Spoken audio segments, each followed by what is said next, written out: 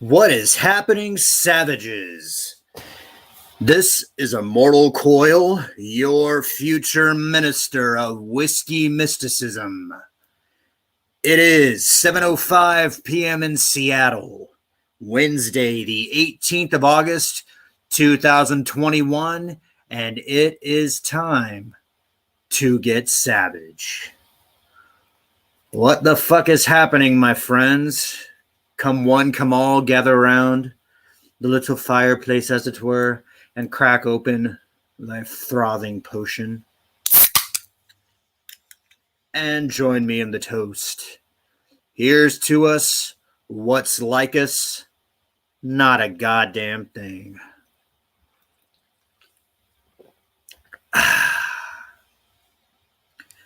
Welcome to the Savage Show, my friends. The Savage Perspective.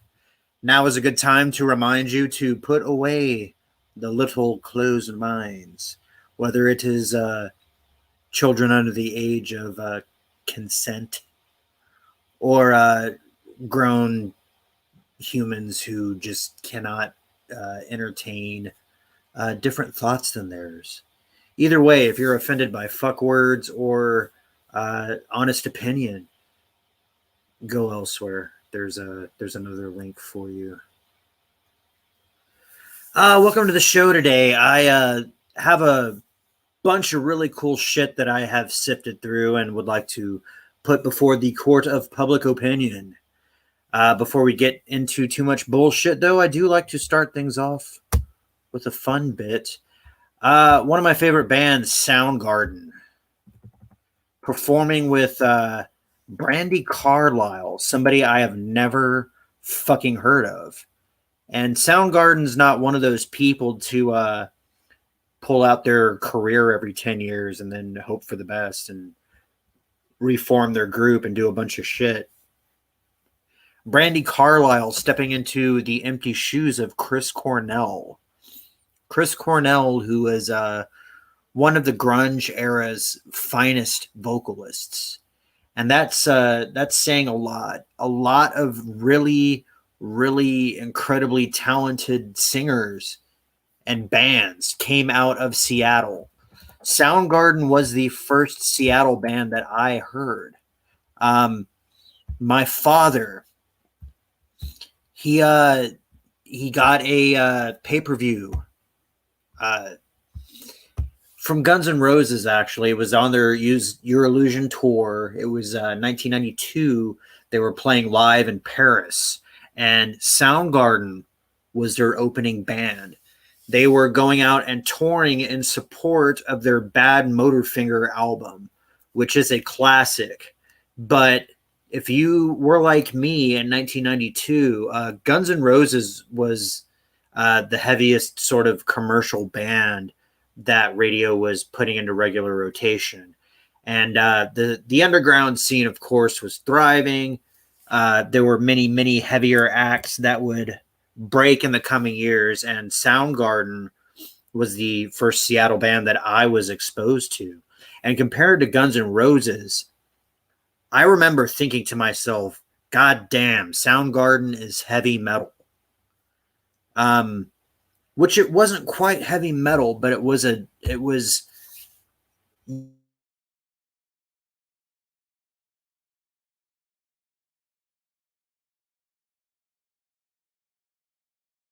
sort of thing where time and space are not differing entities. So who the fuck is Brandi Carlile, and why is she going up on stage with the surviving members of Soundgarden? Well, let's find out, shall we? Surviving Soundgarden members performed two of the band's classic songs with Brandi Carlile over the weekend. Kim Thale, Matt Cameron, and Ben Shepherd joined Carlile on stage during her concert on Saturday, August 14th at the Gorge Amphitheater in George, Washington. Yes, that is a town. To play Searching with My Good Eye Fucking Closed and Black Hole Sun. I'm so stoked right now, Carlile said before launching into Black Hole Sun in front of a crowd of 15,000 people. Carlisle previously hooked up with these three musicians at the 2019 I Am the Highway Chris Cornell tribute concert in Los Angeles. She was also joined by Thale, Cameron, and Shepard for the recording of studio versions of Black Hole Sun and Searching with My Good Eye Closed for a Record Store Day 2020 release. Cameron told Rolling Stone about Searching with My Good Eye Closed. That was Brandy's choice, and it was a good one. Searching with My Good Eye Closed is one of Chris's greatest songs. I fucking agree so much. It had so much depth. It's a colossus.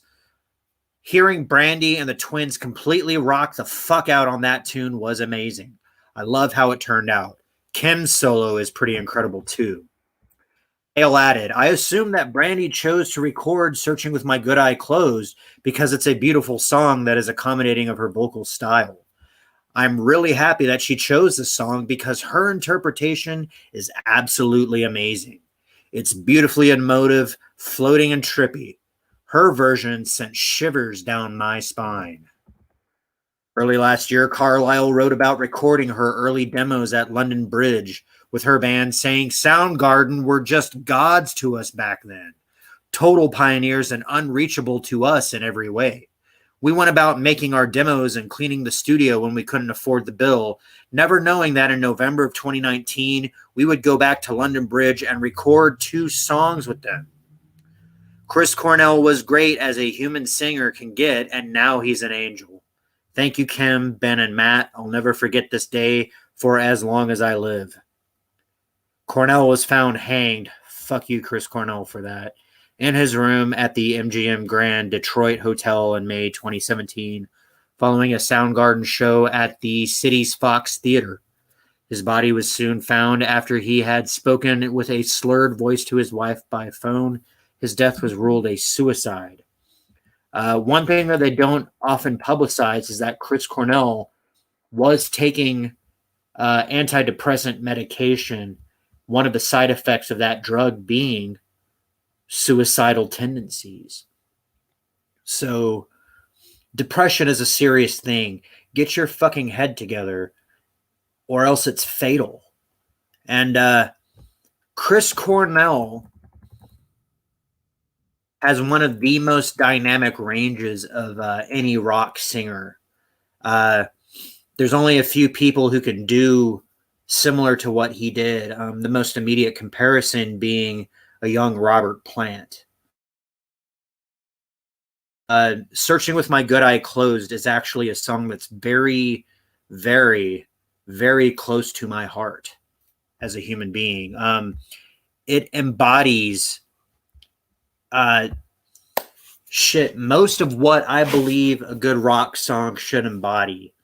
There is a heavy fucking riff to anchor on to, explosive, bombastic, almost lead drums, ponderous lyrics that really make you think, that are poetry and not just how hard a band's going to rock you or how good a girl might look in a leather skirt or how we can beat your fucking face in with our throbbing member only. This is a song that's about yearning, reaching to the stratosphere. There's got to be something beyond what I'm presented with in my everyday walk of life. And nobody can really do what Chris Cornell did the way he did it. That is why he is special. I mean, just a cursory look at some of the lyrics, there's this thing about looking for a pedestal that I can put you on and be on my way, on my way. Chris Cornell can certainly hit that note, but I cannot hit Chris Cornell notes, right? And you think about a lyric like that, and it's like acknowledging somebody's place in your life, somebody that you have a desire to be closer with, and that you know that you will never get to them. So you put them on that little pedestal, you clean it up real nice, you look at it, with love, and then you have to move the fuck on because you're never going to reach Olympus, and they're just going to be up there doing their thing. And then that idea, even the fucking title, Searching with My Good Eye Closed. It's like you're looking for something good. You're trying to reach heaven, but you're not even doing it the best you can. You're impeded by life on Earth. It's a fucky thing incarnating and living on a planet like this. And we strive, we hope for the best, but sometimes we just can't do that. And I'm a cynical motherfucker when it comes to music. I admit that at times I do succumb to that old man disease. You know, I'm 40. I don't have any bones about saying that. I've been around the world 40 times. I've done you know, all kinds of dumb shit that I am surprised that I have survived through. But I'm still here. And you know, I was talking to my brother about this. He says that the music that we gravitate towards tends to be the music that was transformative to us. And yeah, this is the kind of shit that was playing when, you know, a pretty safe question that you could ask anybody. And it's true. If you just ask somebody what happened to you when you were 13, when you were about 13, they will tell you how their life changed. Right. So, number one, to cover Chris Cornell is ballsy, right? There are certain, like, the singers from Seattle who have passed, you cannot touch them. And if you're going to cover them, it has to be with reverence. You have to have talent. You have to have style. And it cannot be a gimmick, because none of these bands were about gimmicks. The fact that the scene exploded and it became a cultural commodity was more the invention of the media and the marketing moguls than it was the bands themselves. I honestly think that when it first started, what the movement became grunge was pure of intent. And then later on, people wanted to exploit that and turn it into the new LA or whatever the fuck was hip. You know, so Chris Cornell is a hard act to follow because of his dynamic range and the uniqueness of his voice. But you see, there were poor copies of Kurt Cobain everywhere. There were poor copies of Lane Staley everywhere. A matter of fact, there is a band who stole the name of one of Alice in Chains' songs and made a whole career out of faking Lane Staley. You know, Eddie Vedder is still alive. But so many people tried to cop his delivery and the tone of voice he sang with that it's funny. It's like a joke now. But now these guys are old, and they were the youth revolution. Brandi Carlile, I had never heard of her before yesterday. But when I listened to the fucking sound that came out of her mouth, I am impressed. You have moved this savage. So I'm going to share this with you. Kick back a beer and check this out. Brandi Carlile with Soundgarden.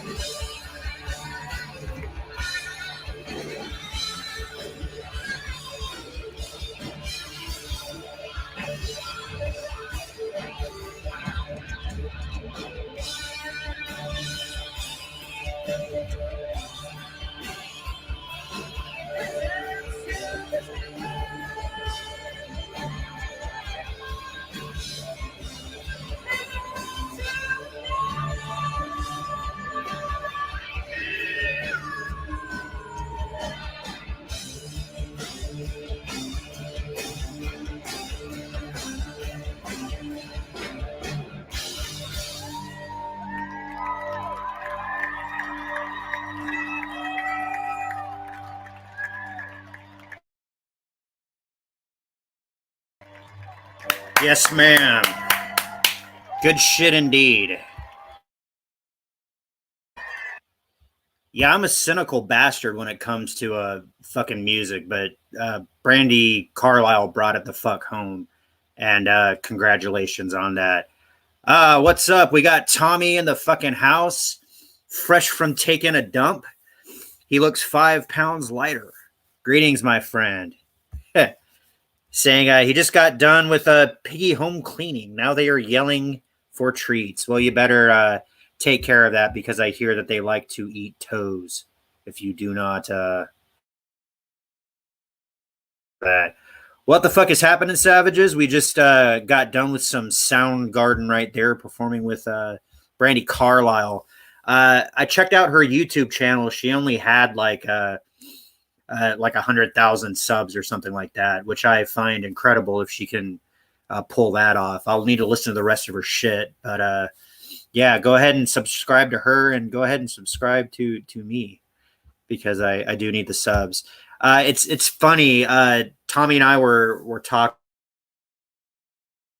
And, you know, we were so we're part of this thing. We're part of a couple of different things, but the rogues were a couple of the core rogues, right? And one of the dudes that we were trying to help out, we were trying to help his channel break 400 subs, and it was a slightly humorous thing on the Twitterverse.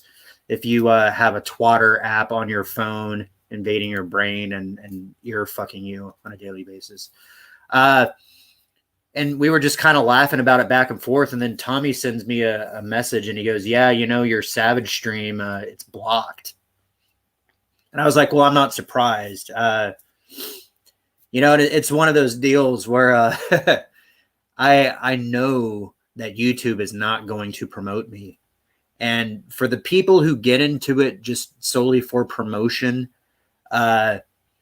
you know, you're going to find that you're going to end up selling a little piece of your soul as you do that, in order to become more of a commodity. But and I didn't say this to Tommy directly, but I think that my strategy is I'm going to act like a huge channel when I'm still under 400 subs. And then once I blow up, I'm going to act like I'm a tiny little channel. That's just proper method. That is just the proper method. So you know, we're charging through. We've had some beer. We listened to some Soundgarden. It's time to sort of get into some of the horse shit in the news cycle. I know you guys know that there is in fact horse shit in the news cycle. I saw this and my stomach curdled, and it says here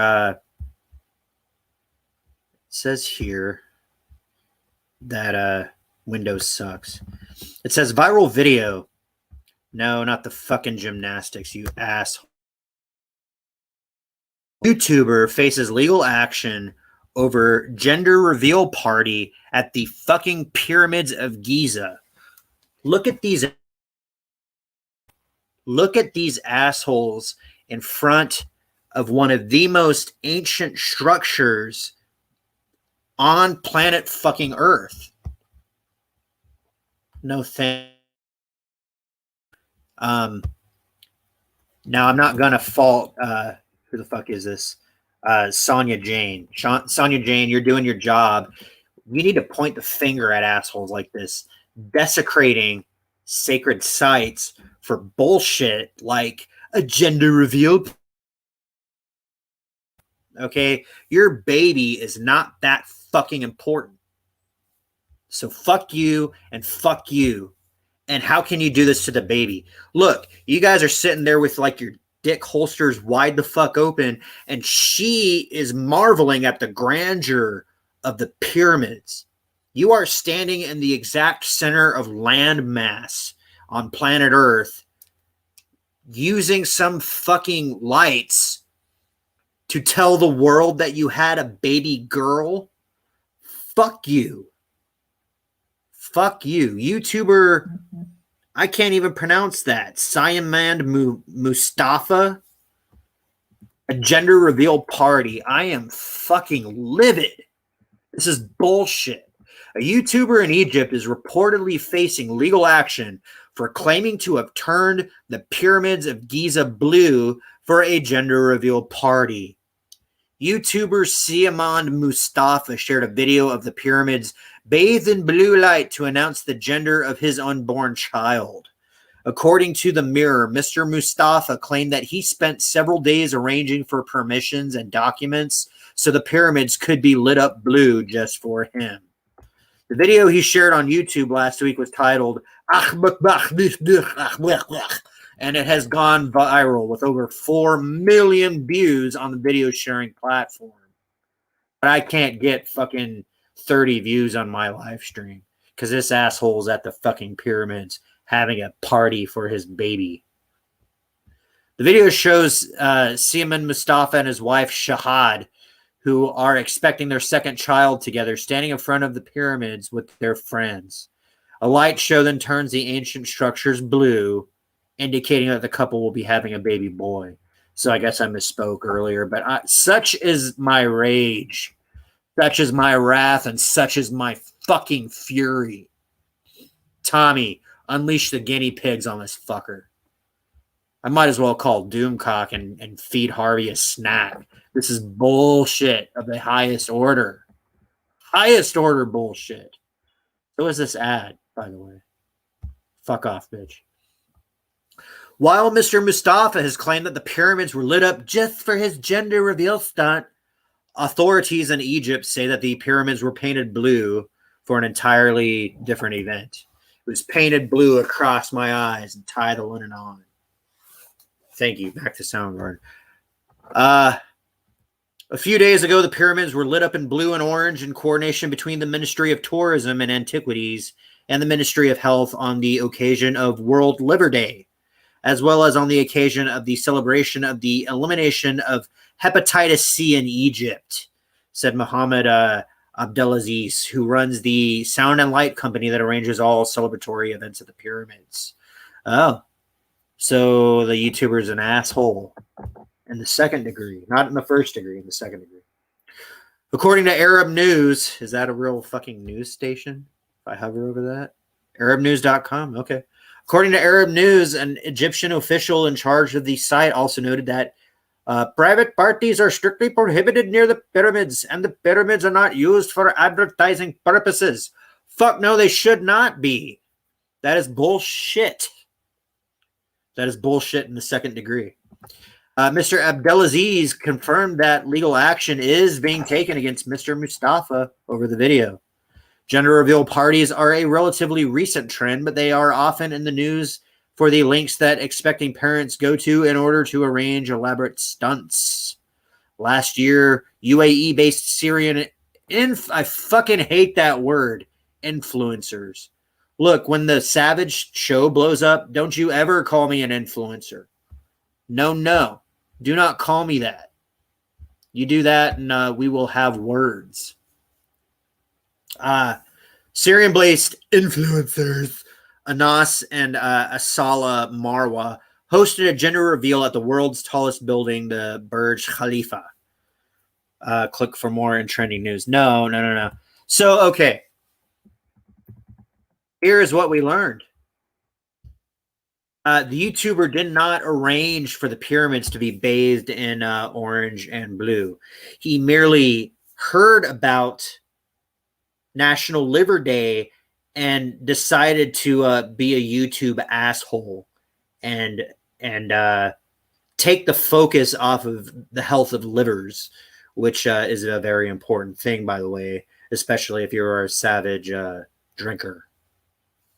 If you lubricate, if you're a whiskey mystic, the pyramids deserve more respect than this asshole. How do you say asshole in Arabic? I wonder. Should we ask Google? I said Google, not Yahoo. Google. To say asshole in Arabic. Alamach, right? Alachmaku. Yes, that's what this guy is. Can you tell me again? Can you tell me again? Alachmaku. Alachmaku. Yes, asshole. Don't you ever do that to our pyramids ever fucking again. What the fucking fuck? You fucking fuck.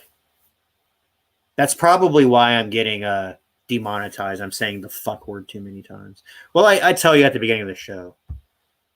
Tommy says, gender reveal party. Wow, how stunning. Do they do a pronoun after party? Probably. But that's like one of those countries where it's illegal to be a woman or it's illegal to be gay or anything like that. So they probably do enforce boy or girl. But look at these fucking like sucking invisible cock motherfuckers. God, that is the most egregious abuse of YouTube I have ever fucking seen. Get this off my fucking screen. God damn it. I am so fucking pissed about that. Man. You know, and it comes down to this, like,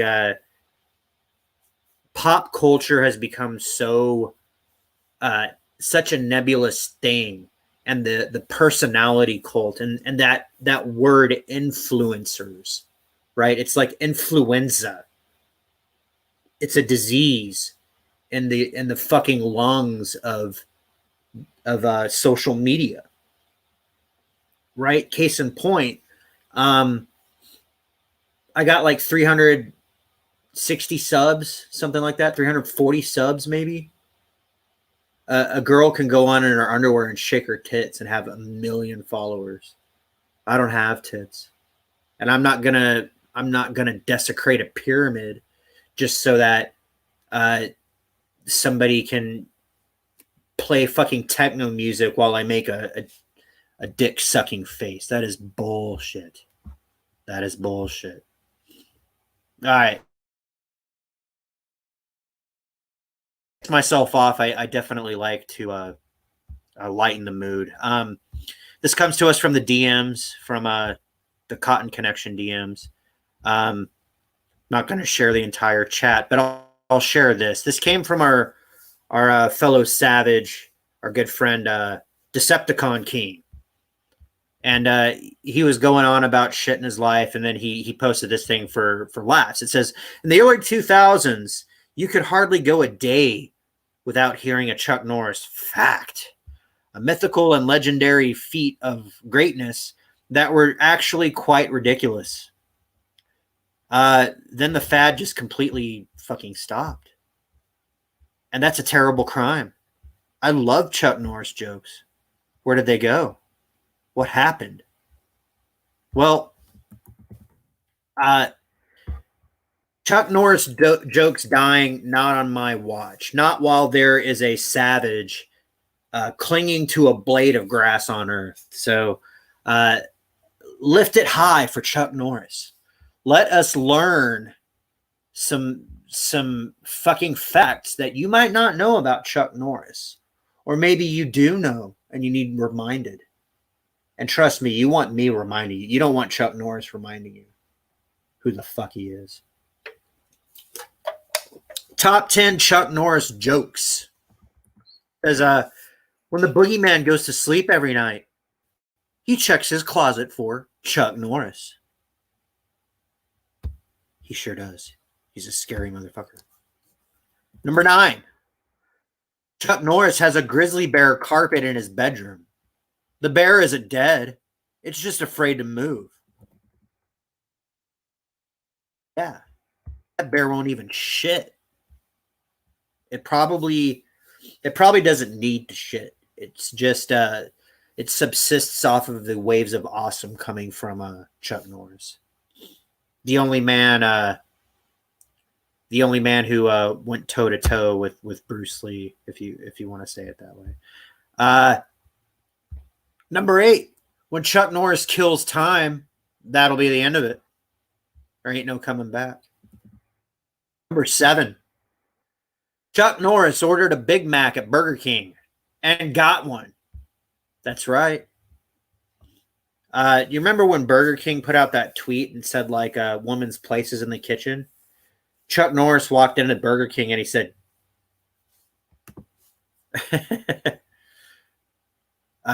woman, go get me a Big Mac. And she said, yes, Mr. Chuck Norris. Would you like your blowjob before or after your Big Mac? Number 6, When Alexander Graham Bell invented the telephone, he had 3 missed calls from Chuck Norris. Bad idea, sir. Bad idea. You get back to him quickly. Number 5. There is no such thing as a tornado. Chuck Norris just hates trailer parks. That's right. Put your fucking meth away. Chuck Norris is coming through. You better have a beer for him. Thirsty Chuck Norris is not the Chuck Norris you want to meet.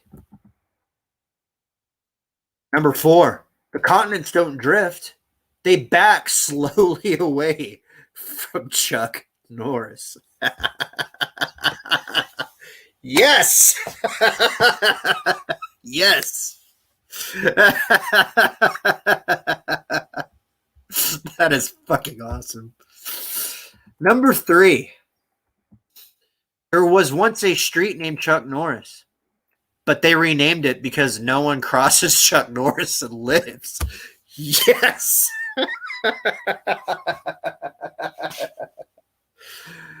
Oh my God. If I took a shot after every one of these, I would be a fucked up man. Yes. Number 2, ghosts sit around at the campfire and tell Chuck Norris stories. They sure as fuck do, Mr. Hat. And the number 1 of the top 10 best Chuck Norris jokes, according to this website, is fear of spiders is arachnophobia. Fear of tight spaces is claustrophobia. Fear of Chuck Norris is logic. Fucking logic. Yes. I do have a couple of Chuck Norris jokes myself that I like. And if you're in the chat and you're listening, fucking type your favorite Chuck Norris joke or leave it to me in the comments after you have thumbsed up and shared it. I got 3 of them. My first favorite Chuck Norris joke is when Chuck Norris gets hot, he reaches up and turns down the sun. Probably with his dick. Turns down the sun. The other one is shortly after Chuck Norris was born, his doctor's jaw was broken. Nobody slaps Chuck Norris and lives. And then my favorite one is when Chuck Norris goes swimming, he does not get wet. The water gets Chuck Norris. Yes, Chuck Norris jokes. Where the fuck would we be in life without Chuck Norris jokes? I do not want to find out. That is one universe that I want to not explore. Yeah. So now it's the time of the show where I want to do the Red Hot Chili Peppers and like talk about all my friends. We got 2 savages hanging on in the live stream, which I'm sure they're very. It's very late for some of these fuckers. Other fuckers are on streams that are less savage than this, which is fine. They'll come around. But today is a special day. It is none other than Gary Nerdrotic. It is his 52nd birthday. That old motherfucker. That old ZZ Top looking motherfucker. I would like Nerdrotic to be a ZZ Top for Halloween. Billy Gibbons, right? You know? Let's see here.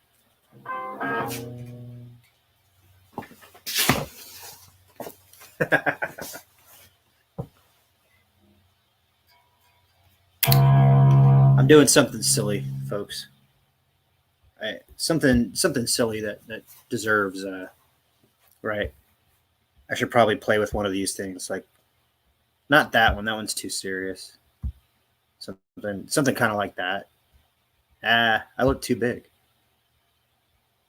I don't know. It's like it's Gary Nerdrotic's party, and he is a He looks like Billy Gibbons to me. So like, I'm not gonna play him Happy Birthday. I'm gonna do like this.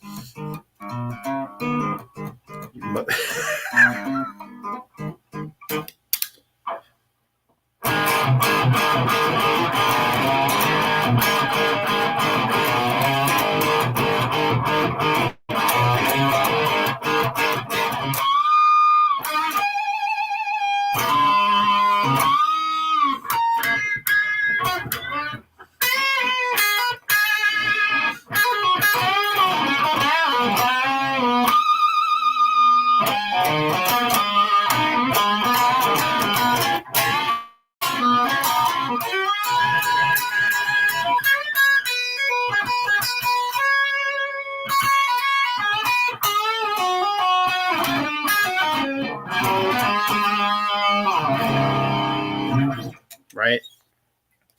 You ZZ Top looking motherfucker. Happy 52nd. Right? I play guitar for you.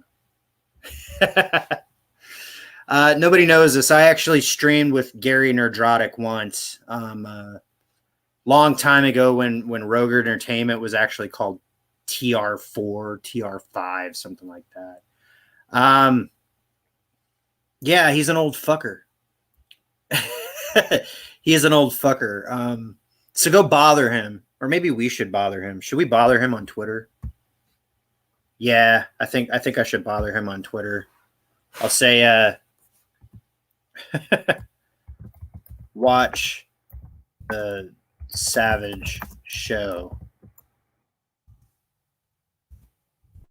You ZZ Top King fucker. What is it? Play you a happy birthday. It has to be a happy birthday song at around 40 mins. But I have to spell around correctly. Harry's not going to read this, but he's really not going to read this if I spell incorrectly.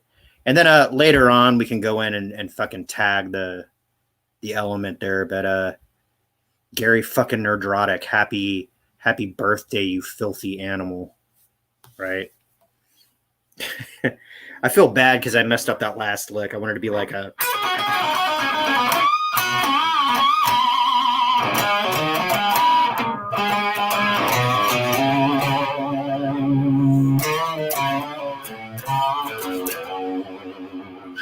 I think I might be in drop D. Yes, I am. All right. I'm done jacking off now. All right. We'll get you off the screen. Yeah, it's rock and roll night on the Savage Show. But Gary, we should probably toast him with a fucking beer. So lift your whiskeys. Lift your beer and toast Gary's tanned ass. He's back from Las Vegas, where I bet he's hanging out with Jolly. You guys remember that shit? Yeah, Jolly's been in Vegas. Where the fuck is he? He hasn't been on Snowdub's show. I'm actually kind of worried about Jolly. Has anybody seen Jolly? You guys remember Jolly, right? He's a Snowdub's. Well, him and Snowdub have a special relationship. He actually has his. I mean, they do butt stuff together, is what I heard. Yeah, Jolly got fed up and quit on a stream. I'm doing my best to stay positive, but I just, aside from a few random sightings here and there, I saw him once. I saw him here in Vegas. It looks to me like he's playing craps with well, let's see, he's playing craps with Mr. Data. Will Riker's there. We got Mr. Gorpley from Perfect Strangers, and that does look like Craig T. Nelson from Coach.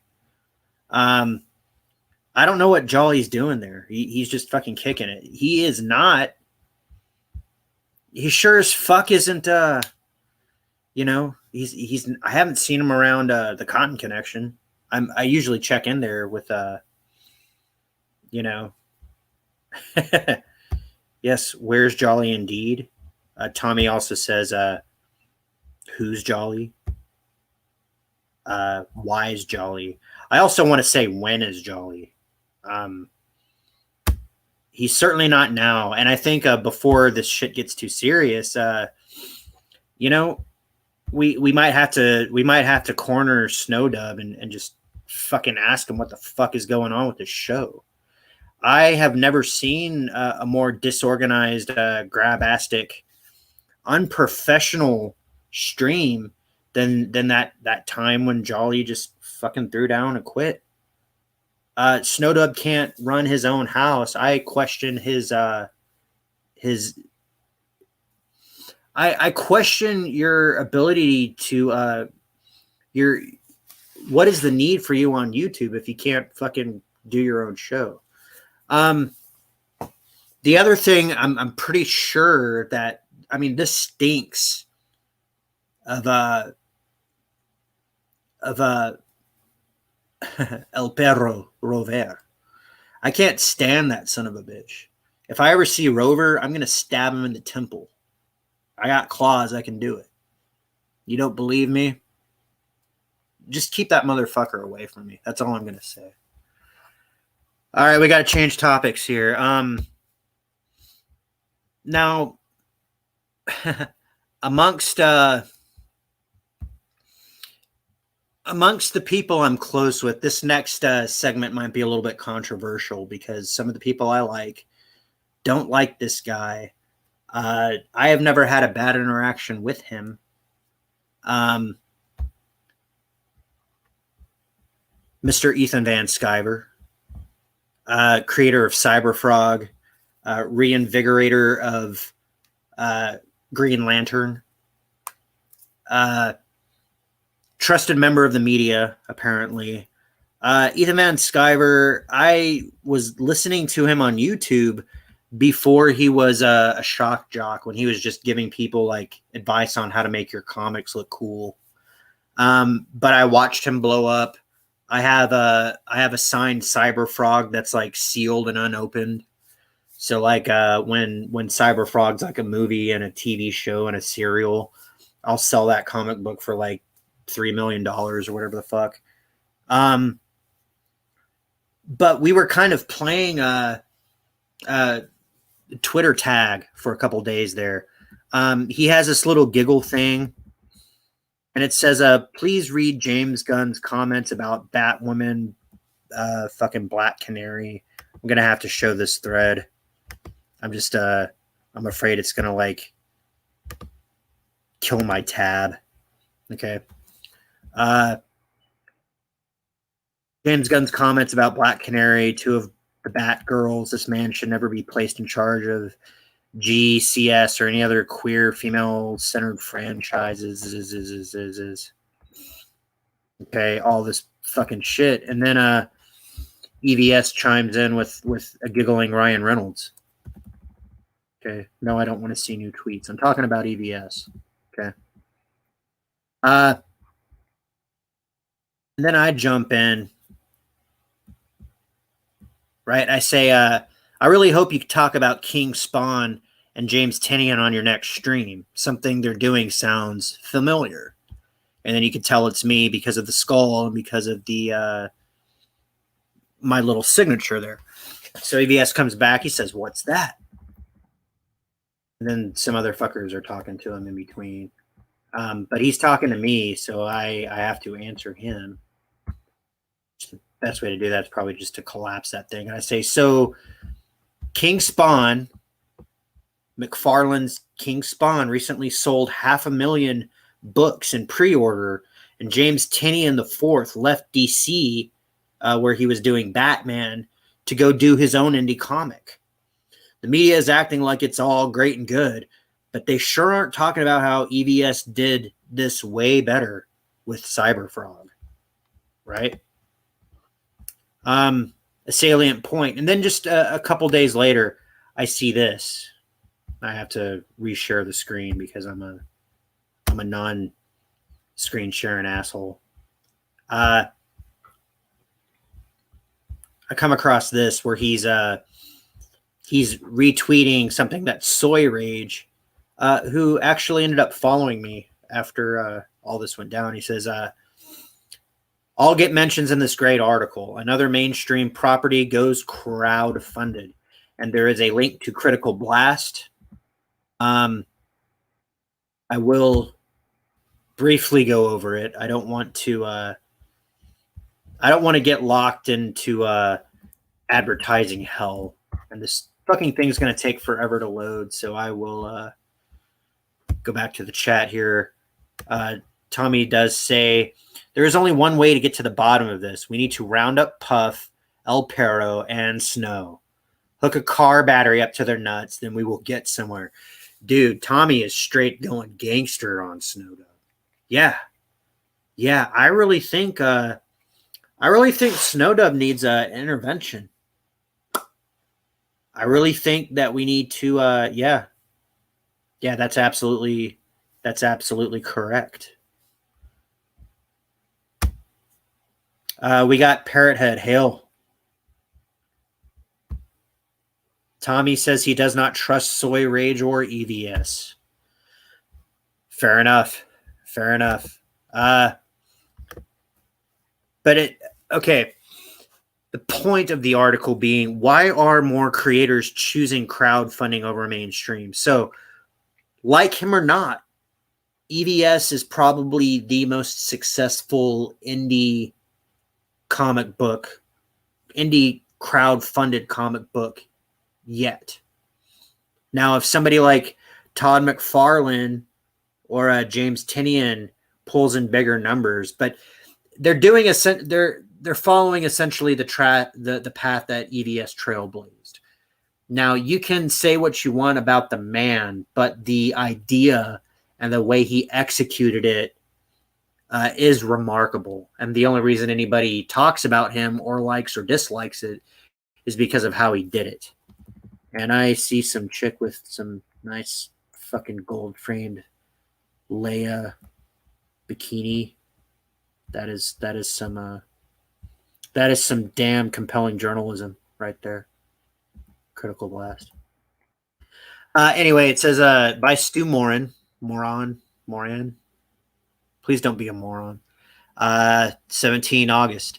Wednesday, August 11th, 2021. Zombie Tramp creator Dan Mendoza announced his girl will be exclusive. Blah, blah, blah, blah, blah. There's EVS. In 2018, also chose to take his character Cyberfrog to Indiegogo. With the second issue of the series, titled Wrecked Planet, became top-selling comic on the platform, grossing over $1 million.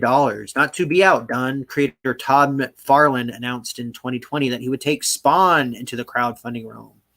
He subsequently made millions, as well as with the Kickstarter exclusive Spawn action figure.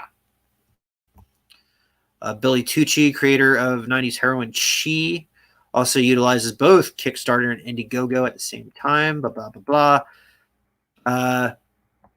What does that mean for us as customers, and what effect will these shifts have on stores and businesses that rely on top properties to drive sales to the stores that we frequent?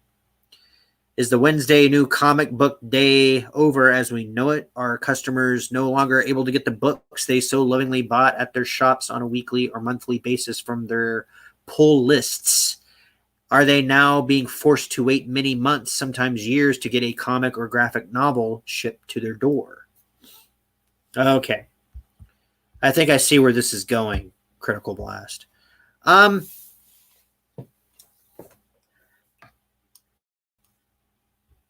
There we go. And I think Tommy's saying it right. It's easy for indie creators to cater to the fans. Mainstream is all about agendas. Yes. Now, this is a point that EVS makes a lot. Okay, when he's not being snarky and he's not, ragging on people. He's drawing comic books, which he does really well, and he's marketing comic books, which he does really well. EVS says that the future of comic books is not going to be monthly pulp anymore. He says that that's slowly going to phase out, except for a few titles. I'm sure that you can order those print on demand, but digital is going to be a big thing, and then direct to the buyer is going to be a big thing. And we kind of saw it like in the music industry with Napster and things like SoundCloud, where people would go and make their own demos and then upload it, maybe make a little video and put it on YouTube, and then radio and executives would catch on, and then these people would suddenly be millionaires overnight. Now, comic books is a printed medium, so it's not as a what should I say? It's not as nebulous as a song that you can download. The other advantage, they're also saying like, okay, you're gonna kill the local comic book store. Not necessarily. The comic book stores are kind of killing themselves because of the way that they're engaging in business with the distribution networks, which are basically bending them over and raping them. ComicsGate, I see, is kind of an analog to the music scene, where you just get in your garage, you make a demo, you fucking pound something out that has heart, you get out there, you promote the hell out of it, you give some of it away, you basically become your own record company. And that's what these people are doing. They're becoming their own publishing house. Now, given ComicsGate fuckers have their own notoriety, the big ones, because typically they are big names from the big two or big three Image, if you want to toss them into that hat. But Image kind of did what like Sub Pop Records did, or like what Motown Records did, where they gathered a bunch of fresh local talent, people that weren't going to ever be played by the old establishment, and they said, hey, check these fuckers out, and then they blew up. If you ask me, direct to consumer is going to be, especially like we talked about, the selfishness of the pyramids and all those fuckers. It's an I, me, now thing. So selling directly to somebody is just the way it's going to be best brought to the masses. In the same way that like we have streaming content on multiple streaming platforms. You have your choice if you want to watch the new Mega Power Ranger whatever. You can subscribe to that channel and download the fuck out of it, and then binge it, and then unsubscribe if that's what you want to do. We're not locked into buying bullshit. I gotta buy. I gotta buy 2 shitty comic books to get my X-Men comic book that I want. Just because these comics aren't selling.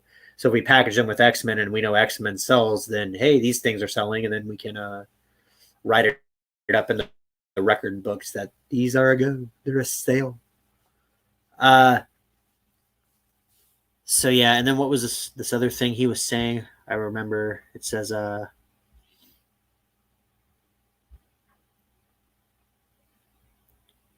okay, are they now being forced to wait many months, sometimes years, to get a comic or graphic novel shipped to their door? And I would say that the waiting and the anticipation is part of the ComicsGate experience. So, and again, this isn't to necessarily stroke off these people. So, yes, I did buy Cyberfrog, but let's switch to somebody else. Okay. I also bought into what's his name, Antonio Bryce. He had that jeez, what the fuck? I feel like a bad fan right now. With like the fucking evil Santa, and he's God damn it! Now I gotta look this shit up. Antonio Bryce. I should have done my homework. Kanan White, and and this is what happens when you're unprepared. I'm glad I wasn't in the middle of a tirade. Brand. Yes, Brand. Okay, and I will share that screen. Okay, because this is important to the discussion. The ComicsGate discussion. And this is interesting because articles like this are making it more and more relevant. Brand by Antonio Bryce and Kanan White. This is one of the things that I bought into myself. He made $78,000 by whatever 1,400 backers, ending on September 24th. Part of the appeal of ComicsGate, and especially for fans like myself, is that you have talent who are talking about their projects as they are being made, and it's almost like you're watching the behind the scenes DVD documentaries in fucking live form. So yeah, you watch them draw it, you listen to them talk about it, they tease you with things, their campaigns go live, and then they fucking fulfill. And part of that biting the nails, and it almost reminds me of when you're watching a movie and it ends on a cliffhanger. Let's see here. There's another one, and it's not necessarily a comic book, but it is a good buddy of mine. Okay. Not that one. We're going to go to this one. I'm brand new at computers. Can you tell? This guy, my good buddy Red Gaze, Edge of Annihilation. Okay. Now he didn't do a graphics novel with this one. Wings of Vengeance, I believe, is going to be accompanied by a graphics novel. But the type of business model that these guys are, that those guys trailblazed, are allowing other creators to come through and do the same thing. Sunsworn was a good success. My buddy Stephen Walton, when he's not out humping trees, he's writing the Phantom Menace. He's archiving. He's the Phantom Menace historian. These things are all a very grassroots indie fucking fanzine, underground 80s punk rock kind of shit. And that's just going to be the future. You're always going to have DC printing Superman and Batman. Marvel's always going to make X-Men and Spider-Man and the Hulk and all those motherfuckers. But all of those people, according to the ComicsGate folks, those are going to be more important on a visual and television medium, whereas comics are just going to be directly marketed to motherfuckers, right? So yeah. And it just goes to show that we're the ones with the power. This is one of those things that is going to be harder and harder for the SJW types to digest, is that you can be as artistic and creative and cutting edge and this and that, but ultimately the meter for your success is going to be the open market. You're not going to force people to buy your shit. You can you can go outside, find the biggest turd you have, wrap it in something pretty and say that it is brave and stunning, but I'm not going to buy shit, and neither is anybody else. we're just going to say flush that shit. Now this next thing, I don't know if it's shit or not. A lot of people have been talking about it. It's been in the news. It's been shared. And that's the Star Wars Visions trailer. My computer is kind of taking a shit trying to think about this. I think I'm going to have to reload the tab. Yeah. Okay. We will properly share this in a moment. I do want to check in with the chat. We got 3 savages listening. We got Parrot Head. Hail Parrot Head. Hopping over from ETEP stream. Right on. ETEP is a fellow rogue. He is also good buddies with Stephen Walton. I don't know if they're like tree good buddies. I like trees okay. I think they make some useful products like oxygen and guitars and construction materials. I'm not so sure I'm going to go to the level that Walton does. Walton has switched to becoming the tree historian now. Oh, but Tommy going for the ribs. Oh shit. Yes. Lots of gardening books coming soon. Book 1 will be the Sapling Menace. Oh shit. Tommy is the Lord of the Guinea Pig Collective, and he is also a joke meister. You can go see Tommy's stand-up act in Jersey. Never. Okay. Star Wars Visions. I've heard the good and I've heard the bad of it. I've never seen the trailer, so we're gonna do a live reaction. Here I am again. Here I go again on my own. Star Wars Visions. Let's check it out. Let's check it out together. Long ago, a great warrior came to this village and entrusted our ancestors.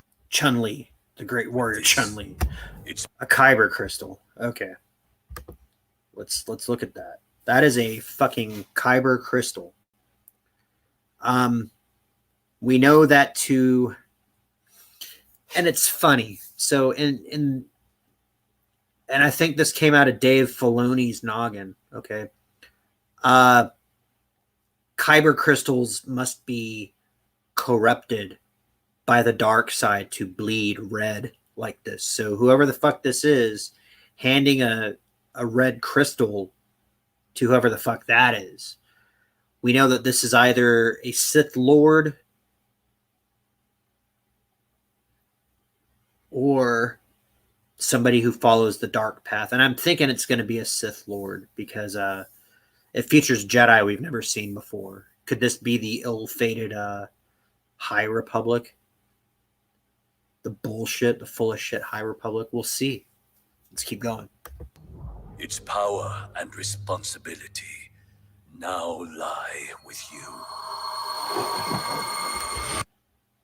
Okay.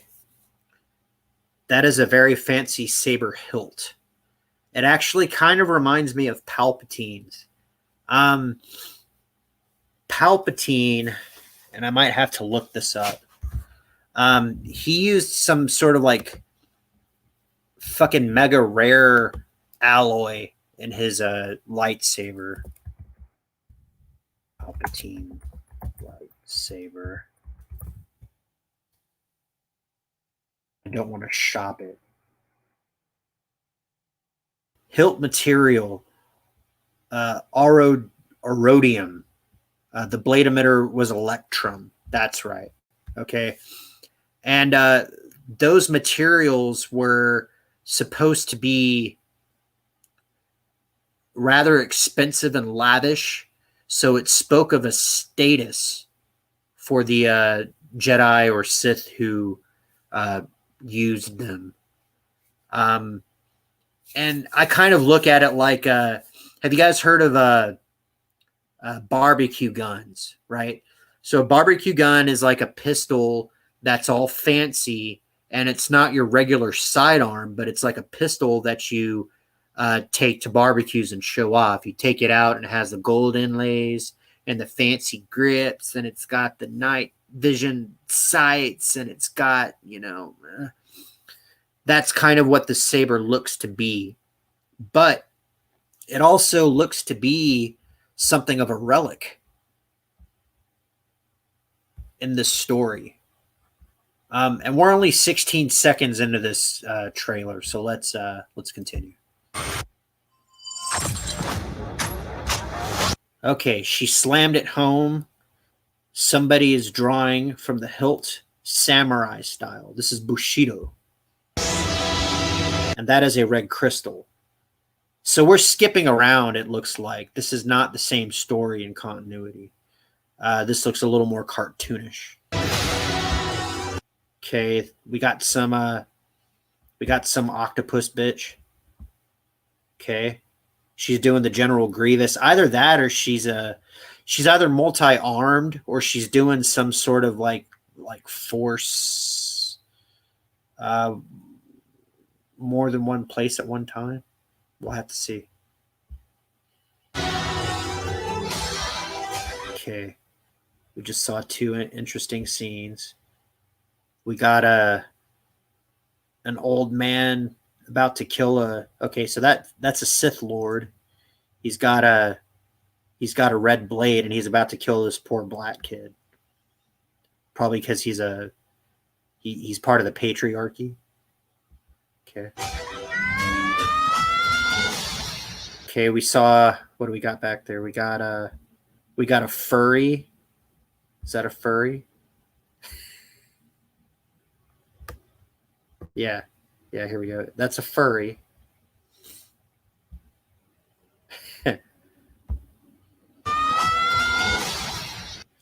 This one looks very well animated. I'm not sure if the story is going to be good, but this little scene here, that's good animation. Okay. This looks like you're stopping a lightsaber blade with the Force. So you caught it with the Force. That's an interesting idea.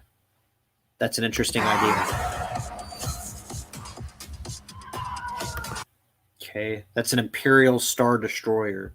So that story, whatever the fuck we just saw, is set during the Empire's reign.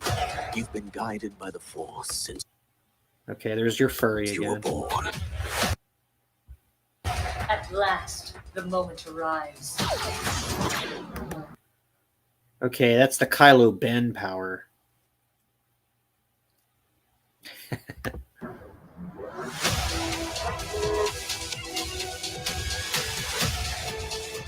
It's the first time I've confronted such darkness. Okay. This is not Japanese. They're not speaking Japanese. That's interesting. I hope that there is a version, English dub trailer. So there's probably a Japanese audio, because when I watch anime, I like to listen to it in Japanese and read the English. Ooh, did you see that? That's Boba Fett's ship. It's not the Slave One anymore. You can't say Slave One if you're doing business with China. That's Boba Fett's ship now. Okay. More Kylo Ben laser powers. Okay. Something ancient and Okay, that looks like an old Sith Lord. Is that Revan? sinister. Okay, we've already seen this fucker. So he's got a double-bladed saber. He was using one earlier. Now he's got two. That's not IG-88, but that looks like some kind of assassin droid. Oh, what the fuck is this shit? Hang on.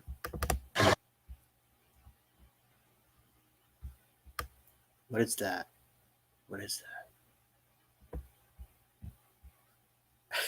that? Okay. Okay.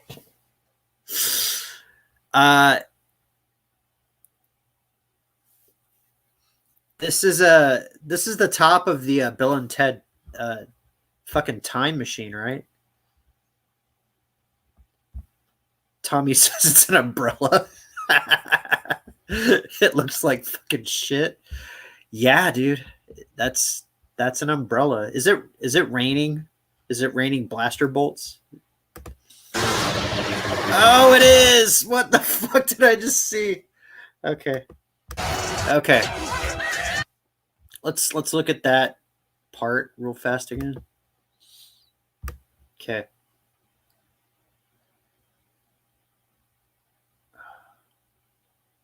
I don't know. Okay.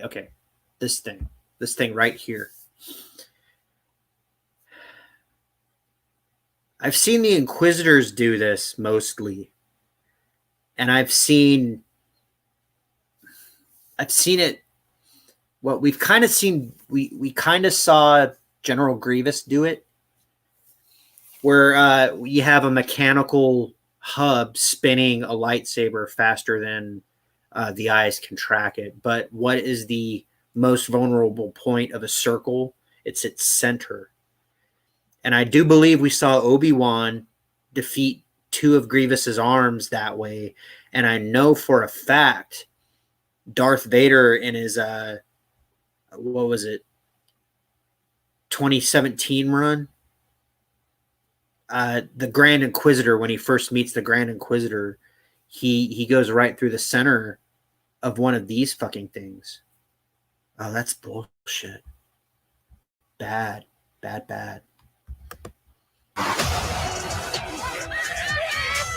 are going to be a proper... It's the furry. You see that? This is shortly after the release of Star Wars Visions, you're going to see a porn of this girl. Yeah. family.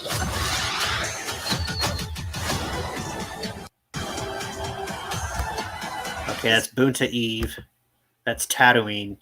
I don't know if that's Anakin. This might be before Anakin. Make this our best show ever. Oh, was he singing? Is this going to be a rock concert? What the fuck is that strapped to him? That's like a space synthatar, right? We're going to hear like a and he's going to be like bum, bum, bum, bum, bum, bum, bum, bum. And that fucking two-headed motherfucker, he's going to be like, this is some righteous, dope, fresh, groovy, no cap shit. Star Wars. How come every time Boonta Eve comes up, some kind of cartoon bullshit has to happen? Okay, we got fucking Atomic Boy versus the Iron Giant, James and the Giant Peach. Okay, legit force power, probably somebody learning. Okay.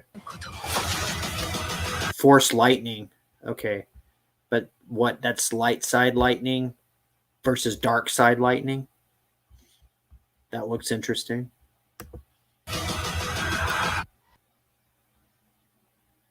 Is that Rey? Is that Brie Larson? Did Brie Larson just stab herself with a kyber crystal? It looks like she is. Kill yourself, Brie. Do it again. Yeah. Or she put it. What? That was her battery. Okay, that sounded like R2.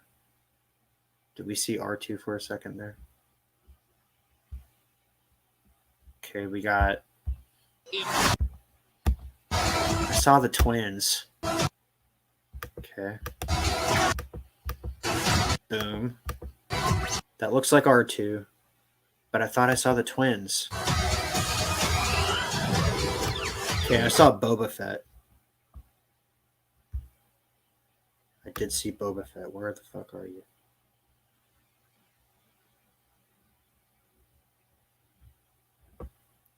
It's like as soon as I try to zoom in. This is the part where it's going too fast.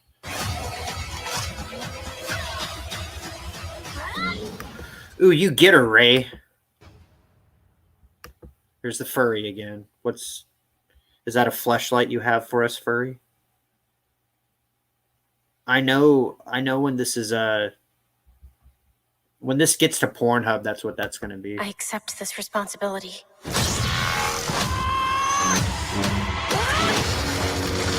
What the fuck is that? You cannot wrap your lightsaber around a lightsaber like that. That is fucking stupid. That is fucking stupid. What is that? So we have female Goro and the female Goro Sith Lord wrapping her lightsabers around a lightsaber. That is bullshit lightsaber physics. That's not gonna fly.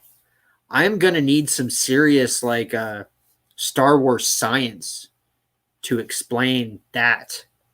You cannot do that. You cannot manipulate energy that way.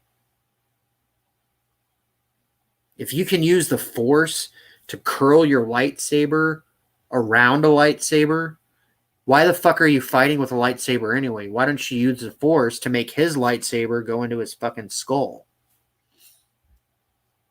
Is that supposed to be Luke? No, that can't be Luke. Okay, that's not Luke. If that was Luke, I'd have been pissed off.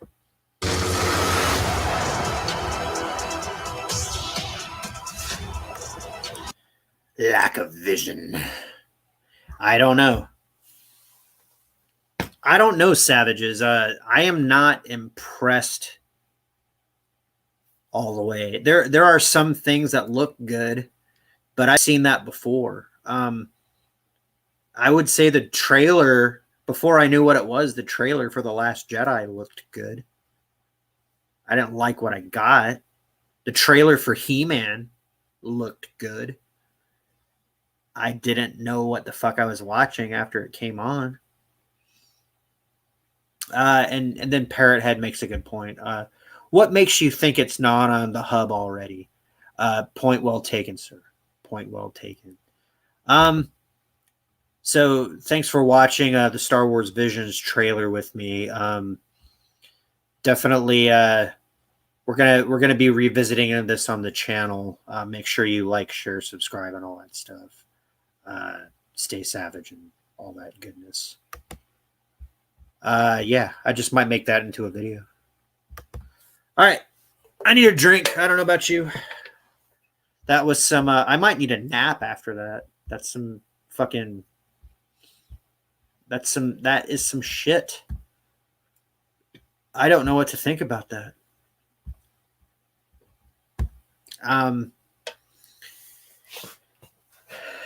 And that was actually the big fucking wad for tonight.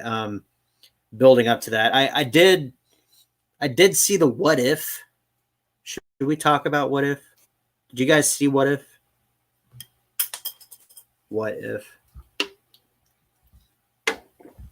We might. It might actually afford me a soapbox to stand on. Marvel. What if Marvel actually made quality content? I don't know. What would we all do?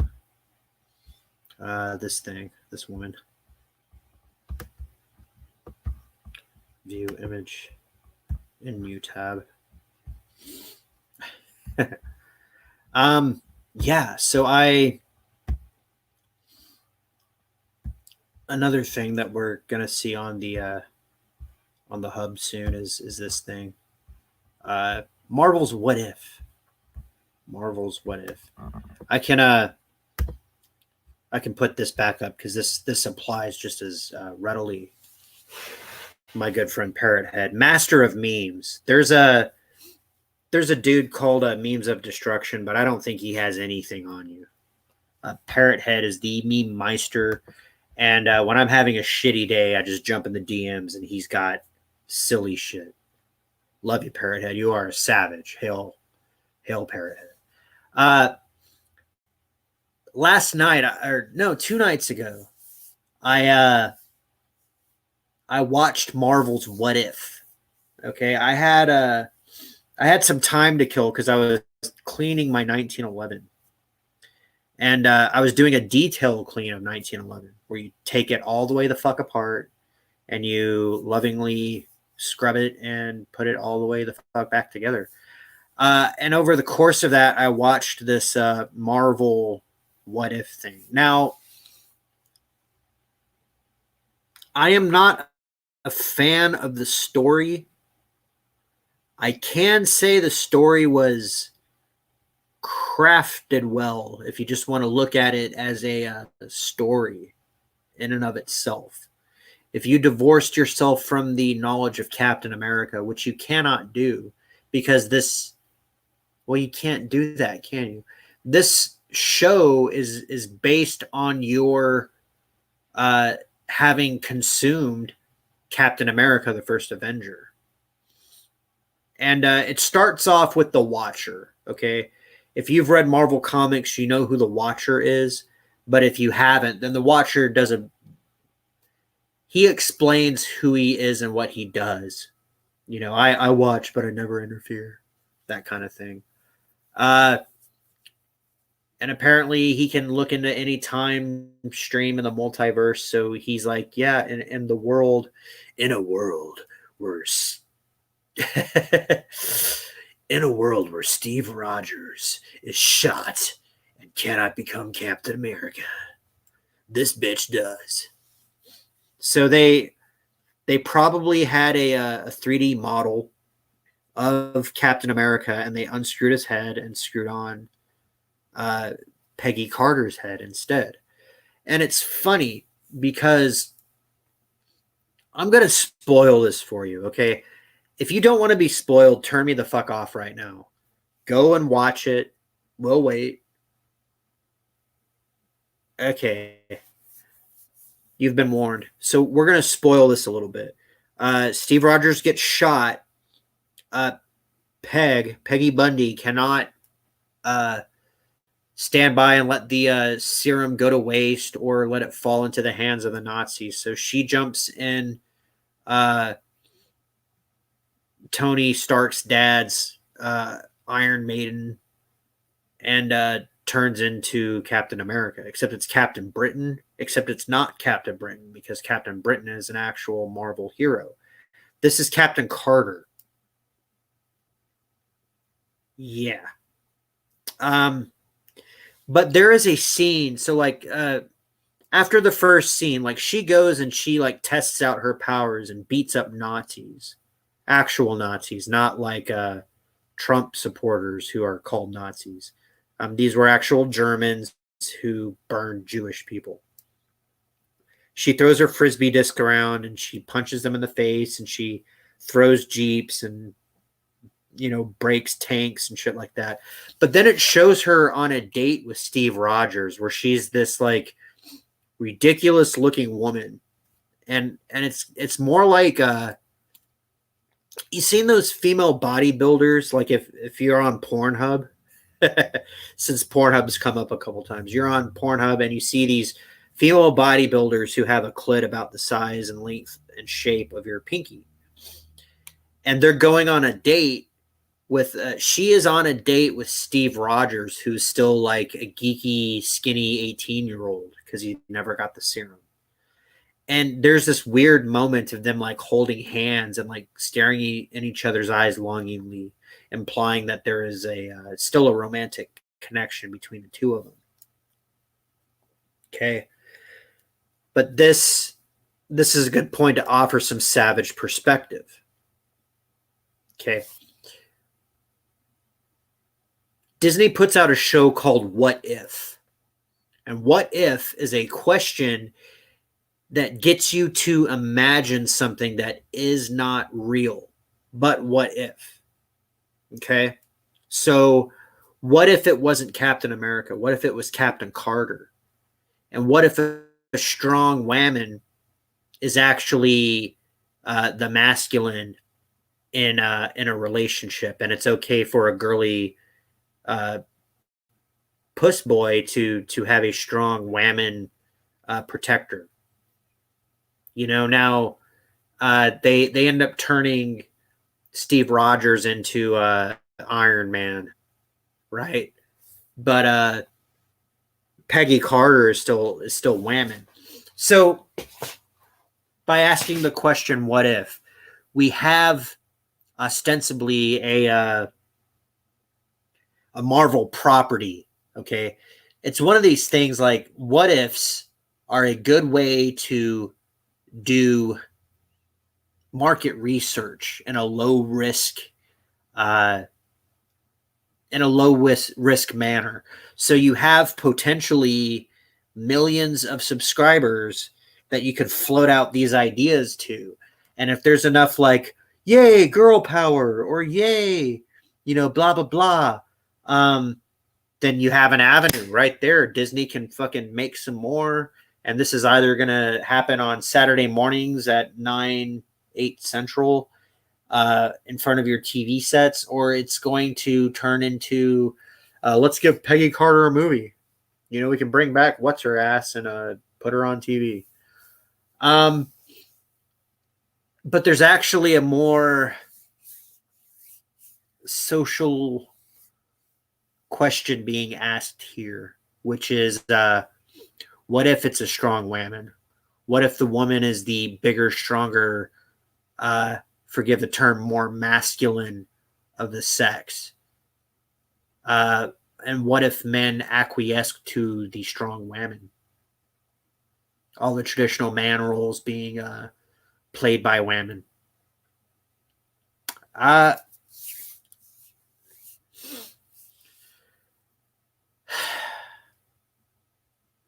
Oh shit, we got Snowdub in the house. You need to rewind about 45 minutes, sir. We gave Jolly quite the hand job here on the Savage Show. We got some hard questions for you, Snowdub, but you're lucky. This strong, brave whammon is going to shield you just for a little. What society is attempting to ask you to consider is a subversion of the male and female gender roles. Now, I'm going to have to break this down so that you understand precisely what I'm saying, because what I'm not saying is that either sex should be oppressed at the expense of the other. No. I'm going to introduce the idea that humans exist on 3 aspects of being. Okay, so we're going to get into a little savage spirituality. Just take a fucking shot and hang on with me. Okay? We have a body that is our animal. We have a mind, which is our logic, our ideas, our creative engine. And we have a spirit, which is the ghost that drives the meat skeleton that has the experience. You incarnate, you fucking spawn, you run through your video game, your body dies and you respawn. It's a very simple analogy, but it fucking holds water. Now, what we are alive in is a strange time where it is, and when I say it, I'm saying that the government, I'm saying the media, and I am saying medicine and the fucking establishment. Do you want to call them the Illuminati? I don't give a shit what you want to call them. But they're all united on this front to tear down human beings and confuse them and put them into such a state where they cannot possibly survive without the help of a benevolent big brother. Okay. Now, part of how they're going to do this is that they are using gender identity to destroy the natural predilections of the human animal. Now, what does that mean? That means that as animals, strictly as animals, male humans act a certain way. We are built to do certain things, and and females act a certain way. They are built to do other things. Okay.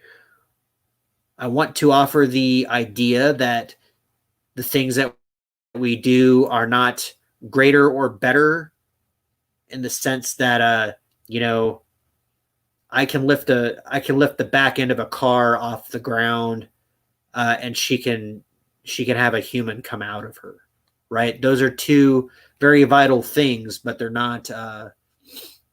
That's not what's at issue. Okay, the way men react to the world and conduct themselves and comport themselves naturally and unfucked with.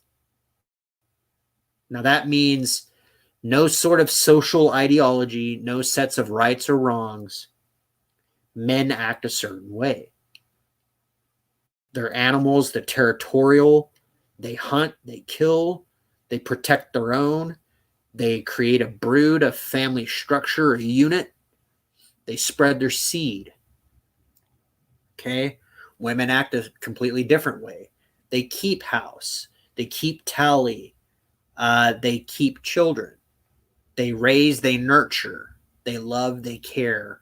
You know, I'm not saying that men can't act feminine, and I'm not saying that women can't act masculine. Should the need arise, sure, you can summon any aspect of being, any sort of fate, any sort of a way of thinking to adapt to a situation in the moment. But to do so for elongated periods of time is contrary to the nature of man and woman. Now, this is where the aspect of the mind comes in, because humans aren't solely animal. If it was mostly animal, life would be a lot simpler, right? We wouldn't have these messy thoughts and ideas and societal structures and institutions getting in the way. But we are more than just animal. We do conceive of ourselves. We are sentient. We need an order to society. But those who propose societal order don't always have our best interests at heart, do they? No, they do not. And lately the game has been, let's demasculinize the men and turn them into bitches. Let's put all the stress that men normally go through onto women and let them dissolve in acidity. Let them fester in hate. So instead of the loving, nurturing, caring creature that women should be, they're cynical, they're snide, they're emulating evil men. They're not being natural to themselves. Men, meanwhile, are emulating the nasty aspect of women. They're being conniving. They're being cunty. They're being bitchy. They're telling other men not to do what men naturally do. Right? So animal-wise, if we go back to the animal, men are physically stronger.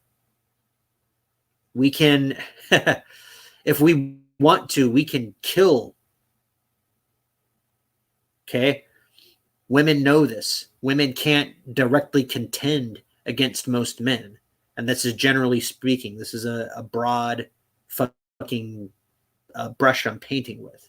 Women cannot physically contend with a man. So what do? They connive. They play mind games. They manipulate. So you get the women acting like men and you get the men acting like women.